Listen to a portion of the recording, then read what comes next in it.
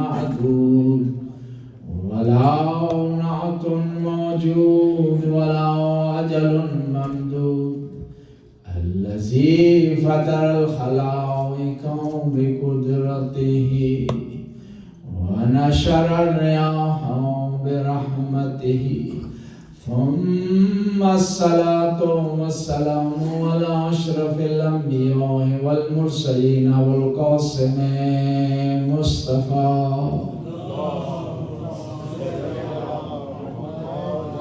وعلى عترته طيبين الطاهرين المعصومين المظلومين ولعنة الدائم على أعدائهم أجمعين من الآن إلى لقاء يوم الدين بسم الله الرحمن الرحيم قل يا أيها الذين هادوا إن زعمتم أنكم أولياء لله من دون الناس فتمنوا الموت إن كنتم صادقين صلی اللہ علیہ وسلم.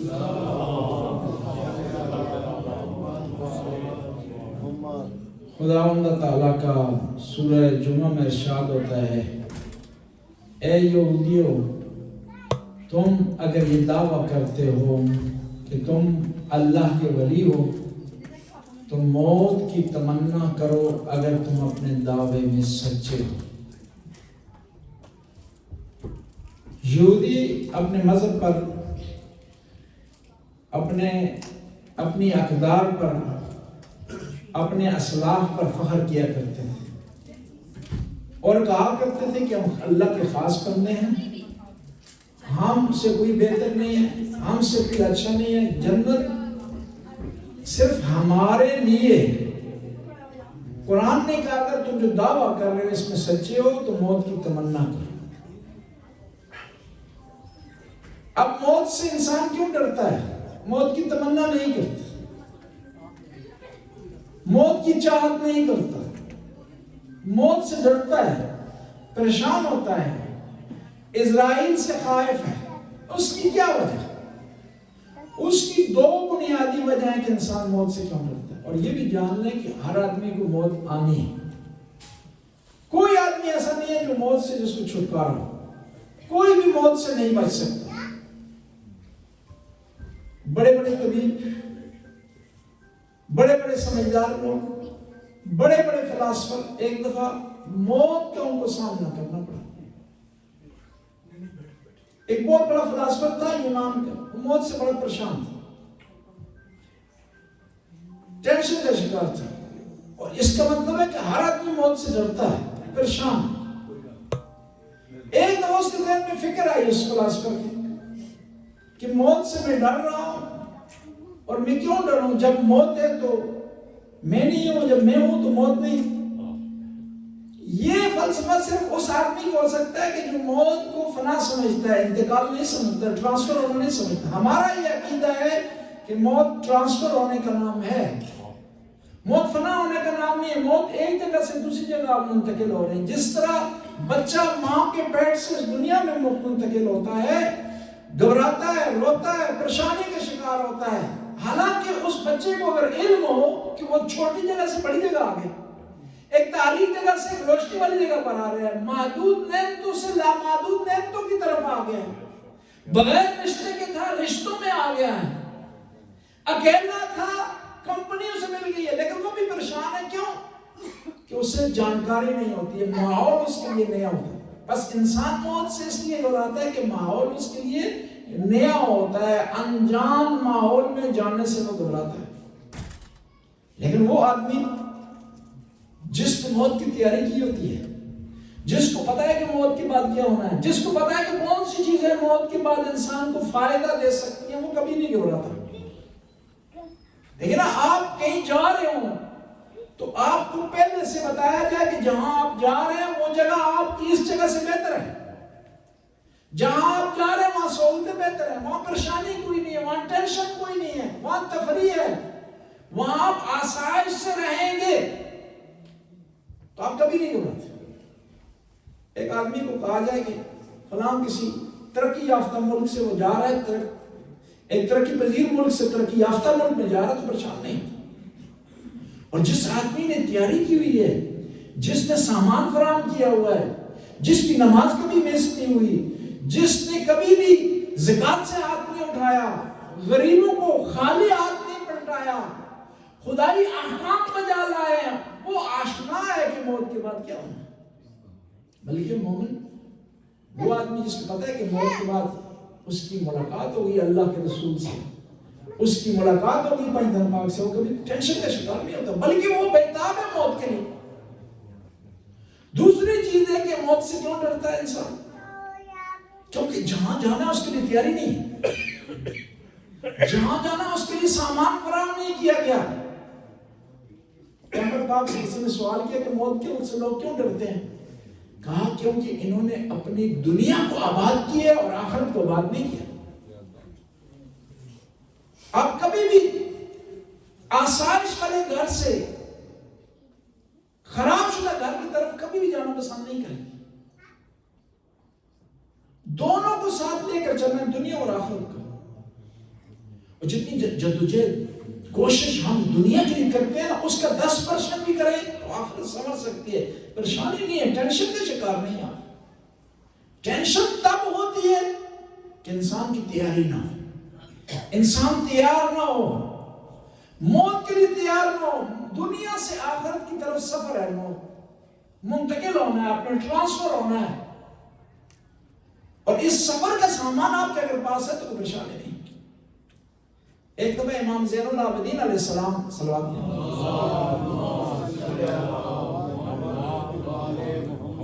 سامان اٹھائے ہوئے، کھانا اٹھائے ہوئے، جلدی سے تشریف فرما ہو رہے ہیں، جا رہے ہیں. غلام نے، صحابی نے، جاننے والے نے پوچھا کہ مولا آپ کہاں جا رہے ہیں؟ کہنے لگے کہ میرے سفر پر جانا ہے اور اس سفر کے لیے میں سامان ایڈوانس بھیج رہا ہوں، اس کی تیاری کر رہا ہوں، یہ سامان اس تیاری کا حصہ ہے. 2 دن بعد اس نے دوبارہ دیکھا کہ امام تشریف فرمائے مدینے میں، کہیں نہیں کہ بولا آپ تو کہہ رہے تھے کہ کل میں جا رہا ہوں سفر پر، اور سفر کے لیے سامان محفوظ جگہ پر پہنچا رہا ہوں. کہا میری مراد دنیا سے آخرت کا سفر تھا، اور یہ جو غریبوں کے لیے میں مال پہنچا رہا تھا یہ اس سفر کا سامان ہے. اور امام زین العابدین کی اور خصوصیت تھی، رات کی تاریکی میں چہرے پر نقاب لگا کر کے غریبوں کے محلے میں جا کر ان کو کھانا پہنچاتے تھے. وہ نہیں چیک کرتے تھے کہ مسلمان ہے یا کافر ہے، ان کا چاہنے والا ہے یا ان کا مخالف ہے، بلکہ وہ یہ دیکھتے تھے کہ محتاج ہے. خداوند تعالیٰ کی کوئی صفات ہے نا، وہ چاہتا ہے اس کے بندوں میں اس کی جھلک ہونی چاہیے. اس کی صفت ہے رازق. وہ غریب کو بھی رزق دیتا ہے، امیر کو بھی دیتا ہے، دوست کو بھی دیتا ہے، دشمن کو بھی دیتا ہے، جو اس سے پیار کرتا ہے اس کو بھی دیتا ہے، جو اس کو نہیں جانتا ہے اس کو بھی دیتا ہے، جو اس کو جانتا ہے اس کو بھی دیتا ہے. اور بتا رہا ہے کہ تم نے بھی اس طرح کرنا ہے. تم نے عقیدہ نہیں دیکھنا کسی کو دیتے ہوئے. وہاں 2 عنوان ہیں، ایک وہ ہے جس کو خدا نے استطاعت دی ہے، ایک وہ ہے جس کو خدا نے عارضی طور پر دوسروں کا دھیان لینے کی محتاج بنا دیا. 2 ٹائٹل. بس خدا کی جو صفات ہے، خدا چاہتا ہے کہ اس کے بندوں میں اس کی جھلک ہو. ان میں سے کہ رازق ہے، ان میں سے رحمان و رحیم ہے. ہم روزانہ پڑھتے ہیں نا، جب بسم اللہ پڑھتے ہیں نماز، بسم اللہ الرحمن الرحیم. اللہ رحمان و رحیم ہے. وہ چاہتا ہے کہ اس کے بندوں میں اس کی جھلک دکھائی دے. ہو نہیں سکتا بندے اس کے ان میں رحمت نہ پائی جاتی ہو، معاف کرنے کی پاور ان میں نہ ہو، بخشنے کی طاقت ان میں نہ ہو. اور ایک اور اس کی صفت ہے ستار العیوب. اس نے اپنا نام رکھا ہے ستار العیوب، گناہوں پر پردہ ڈالنے والا. سب کے گناہوں پر پردہ ڈالتا ہے. نہیں دیکھتا کہ میرا ماننے والا ہے یا ماننے والا ہے، یہ نہیں دیکھتا کہ مجھے سے چاہت کا اظہار کرتا ہے نہیں کرتا، یہ نہیں دیکھتا ہے کہ یہ اس نے کبھی نماز پڑھی یا نہیں پڑھی. وہ سب کے گناہوں پر پردہ ڈالتا ہے. اور گناہ جو اس کے علم میں کسی کے علم میں ہے نہیں، جو اس کی استطاعت میں ہے کسی کی استطاعت میں نہیں ہے. آپ تو لوگوں کو ظاہر کو دیکھتے ہیں نا، وہ لوگوں کے دلوں کو جانتا ہے، وہ نیتوں سے آگاہ ہے. جو کام چھپ کر کیے ہم نے اس سے بھی آگاہ ہے، جو علن کیے اس سے بھی آگاہ ہے، جو جان بوجھ کر کیے اس سے بھی آگاہ ہے، جو کہ نہ انجانے میں کیے اس سے بھی آگاہ ہے، لیکن سب پر پردہ ڈالتا ہے اور ہمیں درس دے رہا ہے کہ میرے بندہ تو اگر چاہتا ہے میرا بندہ بنے نا، جس طرح میں گناہوں پر پردہ ڈالتا ہوں تو بھی گناہوں پر پردہ ڈال۔ اور خدا اگر چاہے نا کسی کو رسوا کرے نا، اس کے گناہوں سے پردہ اٹھا لے، کوئی بچا نہیں سکتا، دنیا کی کوئی طاقت نہیں بچا سکتی۔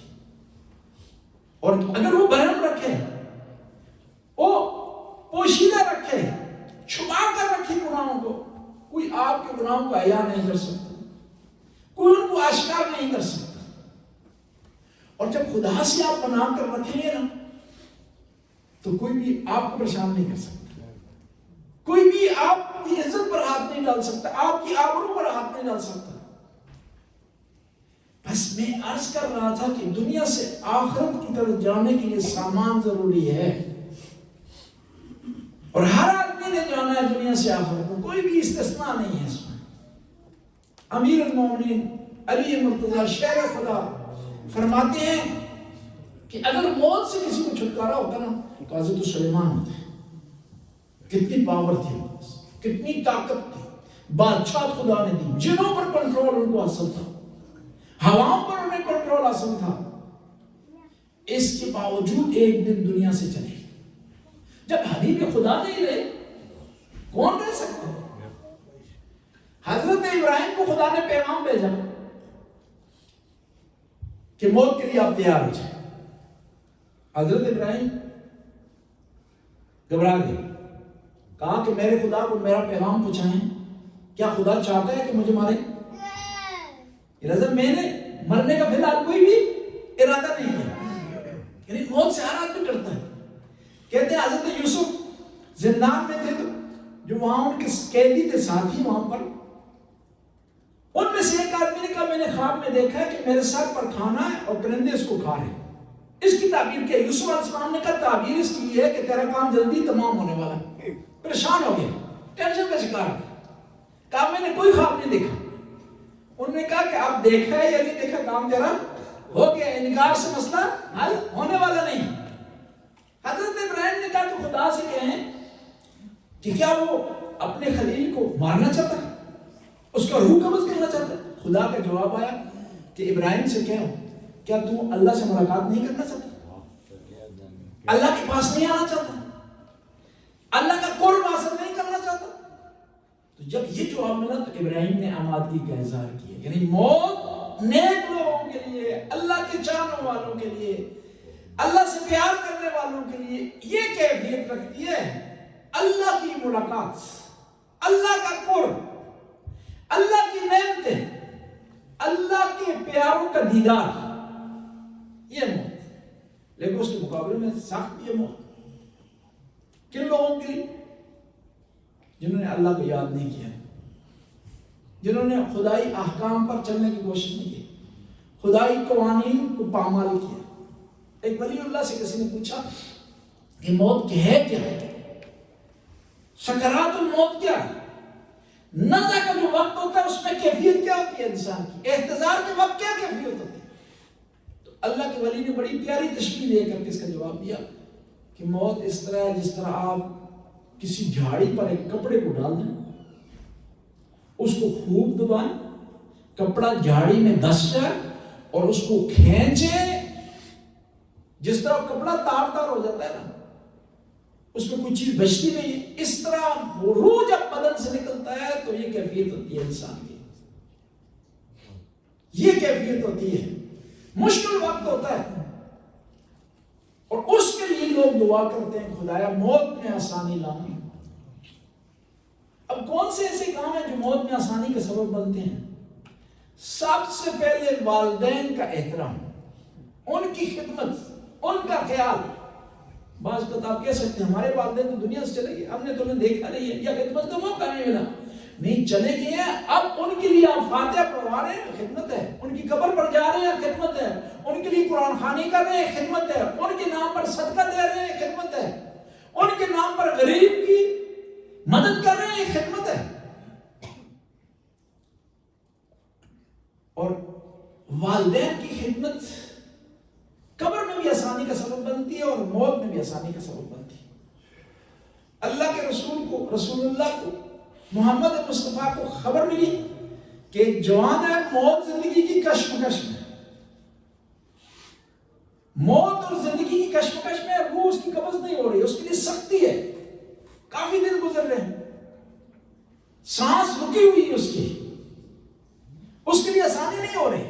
آپ تشریف لائیں، دعا کریں اس کے لیے تاکہ اس کے لیے آسانی ہو جائے۔ اللہ کے رسول تشریف لائے، دیکھا کہ اسی کمرے میں ایک خاتون بیٹھی ہوئی، غصے کی حالت میں۔ پوچھا خاتون تو کون ہے؟ کہا میں اس کی ماں ہوں۔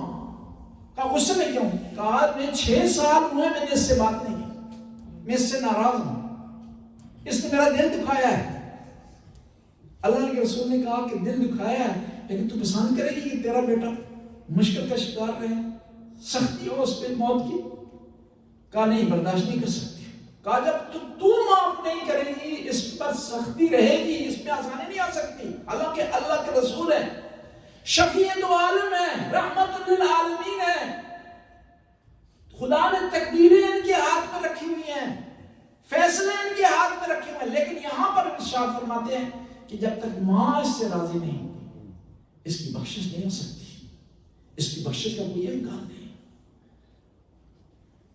والدین کو راضی رکھنا موت میں بھی آسانی کا سبب بنتا ہے اور موت کے بعد بھی۔ اور دوسری چیز جو انسان میں کے لیے موت کے لیے آسانی بناتی ہے وہ قرآن کی تلاوت ہے۔ جہاں بھی چاہے تلاوت کر سکتے ہیں، اور خالی تلاوت کے لیے وضو کی ضرورت بھی نہیں ہے۔ وضو ہو تو اچھا ہے، ٹچ کرنے کے لیے وضو ضرورت ہے، قرآن کو ہاتھ لگانے کے لیے ضروری ہے کہ وضو آپ کو ہاتھ ہونا چاہیے۔ زبانی اگر پڑھ رہے ہیں، بہانہ آپ نہیں لے سکتے کہ بھائی وضو نہیں ہے، کپڑے پاک نہیں ہے، اس سے قرآن کی تلاوت نہیں کر سکتے۔ مولا امیر المومنین فرماتے ہیں کہ جب میں اپنی گھوڑے پر سوار ہوتا ہوں، ایک رکاب سے دوسری رکاب تک پاؤں رکھنے کے دوران قرآن کو مکمل کر دیتا ہوں۔ اور جس صبح کو شہادت ہوئی، یہ ساری رات قرآن کی تلاوت میں گزارا ہے مولا امیر المومنین۔ قرآن کو بہت زیادہ اہمیت دی ہے۔ امام زین العابدین ارشاد فرماتے ہیں اگر دنیا میں تنہا ہو جاؤں، ساری دنیا ختم ہو جائے، میں اکیلا ہوں، قرآن میرے پاس ہوگا تو میں کبھی گھبراؤں گا نہیں، کبھی ٹینشن کا شکار نہیں۔ پیغمبر نے فرمایا اے میرے امتیو، اے میرے چاہنے والوں، مجھ سے محبت کرنے والوں، میں 2 چیزیں تمہارے درمیان چھوڑ کر جا رہا ہوں، قرآن و اہل بیت۔ انی تارکم فیکم الثقلین کتاب اللہ و اطرتی اہل البیت ما ان تمسکتم بہما لن تضلوا بعدی۔ اب یہ قرآن سمجھنے کے لیے، پڑھنے کے لیے ہے، اس پر عمل کرنے کے لیے ہے۔ وہ قرآن جس کو آپ بند کر کے نا الماری میں رکھتے ہیں اور سالہ سال اس کی خبر نہ لیں، وہ آپ کو فائدہ نہیں پہنچا سکتا۔ اس کو پڑھیں، اس کو سمجھنے کی کوشش کریں، اس پر عمل کرنے کی کوشش کریں۔ اور یہ قرآن معجزہ ہے، جس طرح اس کے الفاظ معجزہ ہے نا، اس طرح اگر آپ کو پڑھیں تو آپ کو معجزے دکھائی دیں گے، آپ میں بھی تبدیلی آئے گی، آپ کی مشکلات بھی حل ہوں گی۔ اور یہ قرآن کے ذریعے آپ خدا کا قرب حاصل کر سکتے ہیں۔ اور پھر خاص طور پر کچھ سورتوں کے بارے میں کہا گیا کہ وہ زیادہ پڑھیں تو موت میں آسانی ہو سکتی ہے۔ اس میں سورہ کاف ہے، سورہ یوسف ہے، آیت الکرسی ہے، سورہ یاسین ہے۔ امام جعفر صادق علیہ السلام ارشاد فرماتے ہیں جو آدمی سورہ یاسین کی تلاوت کرے گا اس کے لیے موت میں آسانی ہوگی، موت کے وقت سے کوئی پریشانی ہوگی، ٹینشن کا شکار نہیں ہوگا۔ پھر ایک اور چیز جو موت میں آسانی کا سبب بنتی ہے وہ صلہ رحم، دوسرے لوگوں سے اچھا سلوک کریں، دوست سے، رشتہ داروں سے، چاہنے والوں سے، خدا کی مخلوق سے رابطے میں رہنا، ان سے پیار سے پیش آنا، ان سے اخلاق سے پیش آنا۔ آج سارے کریم شاہ صاحب کو کیوں یاد کر رہے ہیں؟ کہ کوئی آدمی دعویٰ نہیں کر سکتا کہ انہوں نے کسی کا دل دکھایا، کوئی آدمی نہیں کر سکتا، کوئی آدمی نہیں کہہ سکتا کہ کبھی انہوں نے غرور کیا ہو، کوئی آدمی کبھی انہوں نے کسی سے نفرت کا اظہار کیا؟ سب سے پہلے امام بارگاہ میں آتے تھے، سب سے آخر میں، اور اتنے زیادہ کام کرتے تھے، کبھی بھی اسٹیج پر آ کر انہوں نے نہیں بتایا، کسی کو کہا نہیں کہ میرے لیے دعا کی جائے، کیوں؟ انہیں پتا تھا کہ جس کے لیے کام کر رہے ہیں وہ دیکھ رہے ہیں۔ کیوں یاد کر رہے ہیں؟ اچھے اخلاق کی وجہ سے، اچھے کردار کی وجہ سے، پیار کی وجہ سے۔ اس لیے امیر المومنین ارشاد فرماتے ہیں خالط الناس مخالطتا ان متم بقوا علیکم وان عشتم عنوا علیکم، لوگوں سے اتنے پیار اور محبت سے رہیں کہ اگر دنیا سے چلے جاؤ تو لوگ تمہارے لیے روئیں، اشک بار ہو جائیں، مس کریں آپ لوگوں کو، آپ لوگوں کو یاد آئیں، اور اگر اس دنیا میں رہیں تو ہر آدمی خواہش کرے کہ آپ سے بات کرے، ہر آدمی خواہش کرے کہ آپ سے ملاقات کرے، ہر آدمی خواہش کرے کہ آپ کے قریب بیٹھے،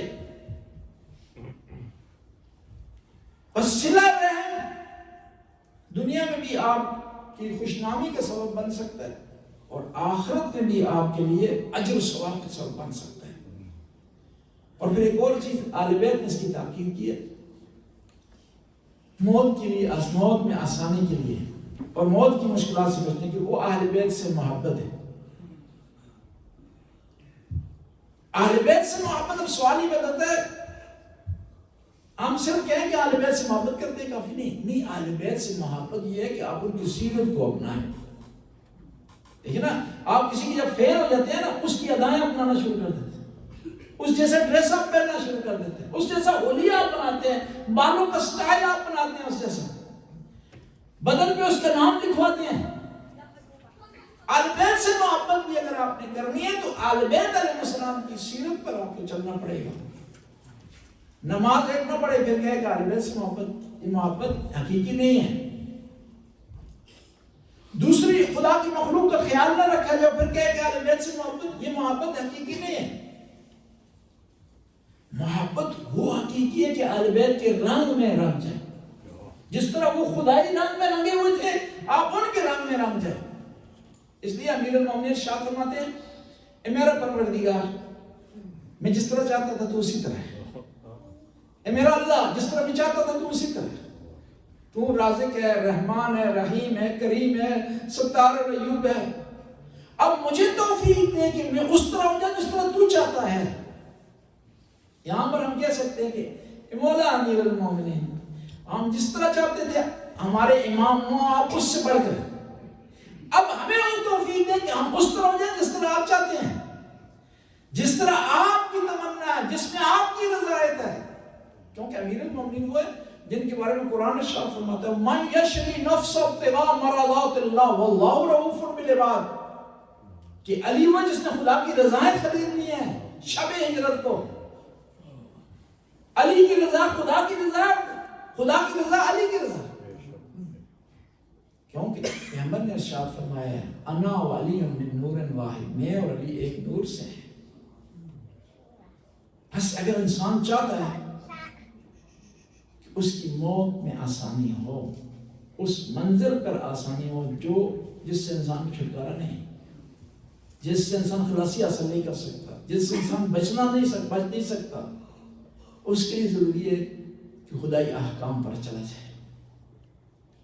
بہانہ نہیں کر سکتا انسان اس وقت میں، اس ماڈرن وقت میں، کہ نماز کے لیے میرے پاس وقت نہیں تھا، روزے کے لیے میرے پاس وقت نہیں تھا،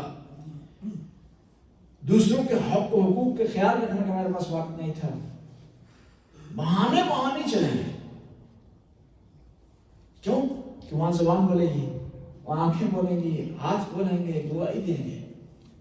بچ جانے کا کوئی امکان نہیں، صرف اس آدمی کے لیے بچ جانے کا امکان ہے جس دنیا میں جس نے اچھا کردار کیا۔ کریم شاہ صاحب نے اچھا کردار رکھا، نیکیاں کمائیں، اب وہ دنیا سے رخصت ہو گئے، ان کی فائل بند ہو گئی، لیکن میری اور آپ کی فائل کھلی ہے، میری اور آپ کے لیے فرصت ہے، چانس ہے، ٹائم ہے ہمارے لیے کہ ہم اس فرصت سے فائدہ اٹھائیں۔ یہ جو مجالس رکھی جاتی ہے، قرآن خوانی ہوتی ہے، اس کے ایک تو مرحوم کو ثواب پہنچانا ہوتا ہے، دوسرا یاد کرنا ہوتا ہے کہ آج کریم شاہ صاحب کے لیے ان کا چینل منایا جا رہا ہے، کل ہم میں سے کسی کے لیے یہ پروگرام رکھا جائے گا۔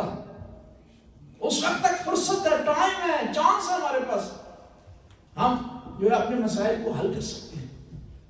یہ چیز بتانے کے لیے نواسہ رسول کربلا میں آئے. کہتے ہیں کہ امام حسین کے ایک صحابی تھے، ان کا نام تھا حجاج بن مسروق. مدینے سے جب قافلہ چلا ہے نا تو وہ اذان دیتے رہے ہیں نماز کے اقامہ کے لیے، نماز کے اعلان کے لیے. لیکن جب شب عاشورہ آئی ہے تو امام نے بلایا حجاج بن مسروق کو. کہا حجاج بن مسروق تو میرا مؤذن ہے، جس طرح میرے نانا کا بلال مؤذن تھا تو میرا مؤذن ہے، لیکن اگر اجازت ہو تو آج کی جو صبح آ رہی ہے نا اس کو تو اذان نہ دے، اس کو علی اکبر اذان دے. اور 2 اذانیں بڑی مشکل گزری ہیں بی بی زینب پر. ایک کوفہ کی اذان 19 رمضان کی امام علی نے جو اذان دی، دوسری وہ اذان جو شہزادہ علی اکبر نے دی. کہاں پر؟ میدان کربلا. کہتے ہیں جو بھی امام کا ساتھی، بیٹا، بھانجا، بھتیجا آتا رہا ہے امام اسے فوراً اجازت نہیں دیتے رہے، روکتے رہے، اسے منع کرتے رہے. مثلا مسلم بن عقیل کے بیٹے آئے، کہا آپ کا بابا شہید ہو گیا، آپ کے لیے وہی کافی ہے، آپ نہ جائیں میدان کی. بی بی زینب کے بیٹے اون محمد آئے، کہا آپ نہ جائیں، ممکن ہے آپ کے والد گرامی راضی نہ ہوں. لیکن جب علی اکبر آیا کہا بیٹا تمہیں اجازت ہے، لیکن شرط یہ ہے کہ تو جا کر کے اپنی پھوپھی سے اجازت لے. کیونکہ پھوپھی نے تجھے پالا ہے، پھوپھی نے تیرا خیال رکھا ہے، اپنے بچوں کا خیال نہیں رکھا، تیرا خیال رکھا. کہتے ہیں شہزادہ علی اکبر آئے ہیں بی بی زینب کی خدمت میں، اجازت لینے کی کوشش کی، بی بی نے اجازت نہیں دی. ایک جملہ کہا جس کی وجہ سے اجازت ملی. کہا بتائیں آپ کا مقام بڑا ہے پھوپھی جان، یہ آپ کی والدہ گرامی فاطمہ الزہرا کا مقام بڑا ہے. کہا ان کا مقام بہت بڑا ہے، میرا ان کے مقابلے میں کچھ بھی نہیں ہے مقام. کہا اگر ان کا مقام بڑا ہے تو آئیں آج اپنے بیٹے علی اکبر کو فاطمہ کے بیٹے حسین پر قربان کریں. کہتے ہیں یہ کہنا تھا، اجازت ملی، آئے امام حسین کی خدمت میں. کہا علی اکبر جا ابھی خیموں سے اپنی ماں ام لیلہ سے اجازت لے. کہتے ہیں علی اکبر آئے، جلدی میں تھے لیکن دیر کر دی علی اکبر نے. کسی نے امام زین العابدین سے سوال کیا کہ علی اکبر کو بڑی جلدی تھی، کیوں آنے میں دیر کی؟ کہا دیر اس لیے کی کہ بیویوں نے ایک دفعہ علی اکبر کو رخصت کیا، پھر دوبارہ کہا کہ علی اکبر پہلے ہم نے اپنی طرف سے رخصت کیا تھا، الوداع کیا تھا، اب فاطمہ صغرا کی طرف سے رخصت کرنا چاہتی ہے. علی اکبر ایسا کر کہ ہم 2 قطاریں بناتی ہیں، قطاروں کے درمیان سے گزر تاکہ ہم شبیہ پیغمبر کی زیارت کر سکیں، تو ہمارے نبی کے ہم شکل ہیں. کہتے ہیں علی اکبر ان 2 قطاروں کے درمیان سے اس طرح گزرے جس طرح بھرے گھر سے جنازہ نکلتا ہے. آئے مولا حسین کی خدمت میں، مولا حسین نے اپنی زرہ پہنائی، امامہ پہنایا، میدان کی طرف روانہ کیے.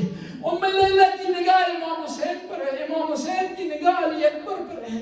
ایک دفعہ ام لیلہ نے دیکھا کہ امام کا رنگ زرد ہو گیا، آواز دی مولا حسین کیا میرے بیٹے کے لیے کوئی مشکل آن پڑی ہے کہ آپ گھبرا گئے ہیں؟ کہا ایک بڑا پہلوان تیرے بیٹے کے مقابلے میں آ گیا اور دشمن نے چاروں طرف سے علی اکبر کو گھیر لیا ہے. میں نے اپنے نانا رسول اللہ سے سنا ہے کہ ماں کی دعا بیٹے کے حق میں قبول ہوتی ہے. ام لیلہ علی اکبر کے لیے دعا کرتا کہ اس کے لیے آسانی ہو.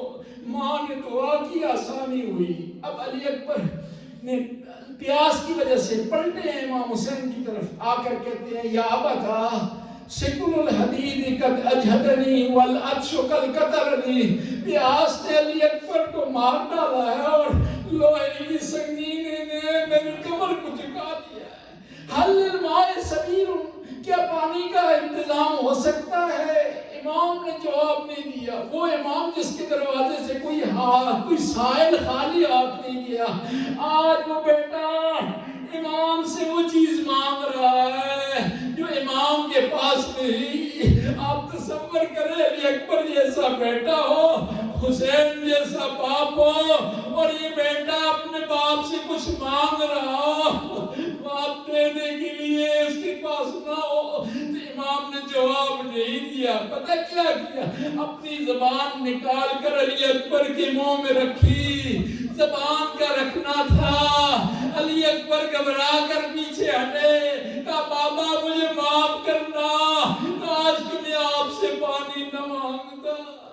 کہا علی اکبر بیٹا میرے پاس پانی ہوتا تو مجھے تجھے ضرور دیتا، لیکن یہ مشترے سے منہ میں رکھی رسول اللہ نے مجھے ہدیہ کی تھی، اس سے فاقہ ہوگا۔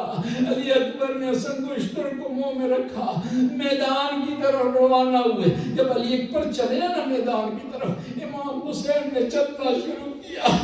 علی اکبر نے پاؤں کی آہٹ کی وجہ سے محسوس کیا کہ بابا چل کر آ رہے، مڑ کر کہا بابا کیا پیچھے چل کر آ رہے؟ کہا علی اکبر بیٹا کاش کہ تیرا بیٹا ہوتا، میں تجھ سے پوچھتا کتنا مشکل ہے اپنے جوان کڑیل کو موت کی طرف روانہ کرنا۔ علی اکبر میدان میں پہنچے، ظالموں نے گھیرا لیا، کوئی نیزہ پھینک رہا تھا، کوئی تیر چلا رہا تھا، کوئی تلوار مار رہا تھا، جس کے پاس کچھ نہیں تھا نا وہ کربلا کی ریت اٹھا کر حسین کے جوان کی طرف پھینک رہا تھا۔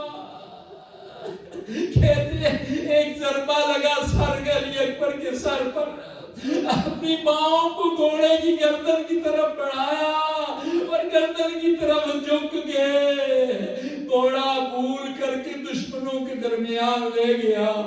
وہ قطع ہوئے اربن اربا، ان ظالموں نے تلواروں کے ذریعے اس جوان کی لاش کے ٹکڑے ٹکڑے کر دیے۔ آواز دی یا ابت ادرکنی، بابا میری مدد کو آئے۔ کہتے ہیں حسین حکام کی طرف پہنچے، علی اکبر کے سر کو گود میں لیا۔ اب پتہ ہے حسین نے کیا کیا؟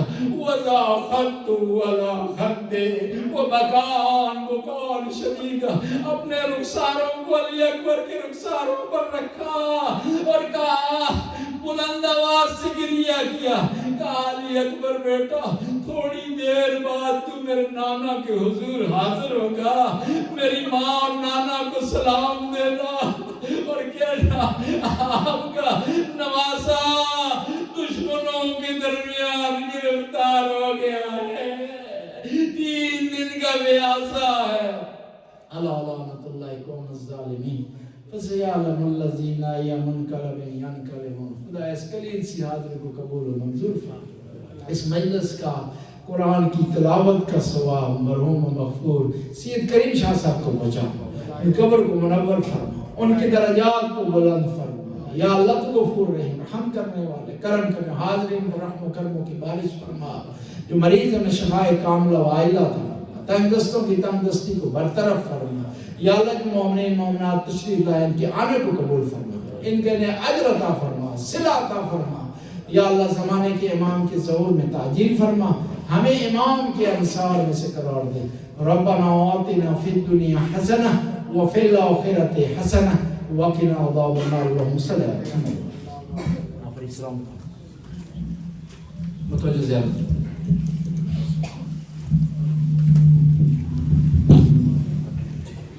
السلام عليك يا رسول الله، السلام عليك يا نبي الله، السلام عليك يا حبيب الله، السلام عليك يا